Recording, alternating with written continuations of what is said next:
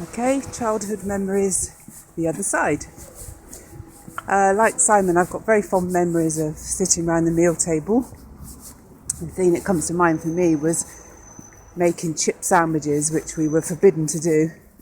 When my mum was out in the kitchen doing the second round of chips, we'd be making them under the table, which we thought was hilarious.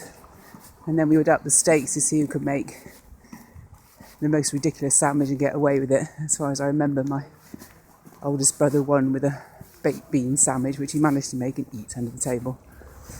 Other memories that spring to mind are climbing into the coal shed. There was a pile of coal in there, and just loving climbing in it, feeling the texture, sitting on it, and really being puzzled why my mum got so angry about it. Which, of course, as an adult, is pretty bloody obvious, but at the time, I just didn't get it. It seemed like a good fun thing to do. Sweet peas on the back fence in the garden. Loved their smell. Loved picking them and taking them into the house. Still do. Still one of my favourite flowers, as are the roses from the front garden.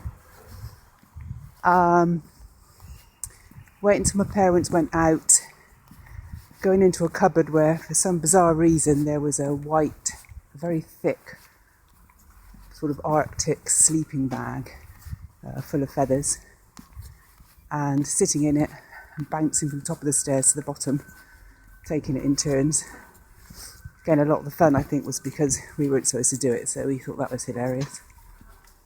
And then a personal one was, I remember spending hours on my own in the room that we didn't use much,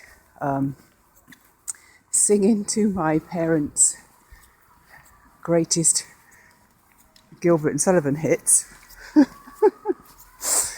and dancing. Hours I used to spend doing that. And then, do you remember the song If by Bread? I used to stand there and sing that over and over and over.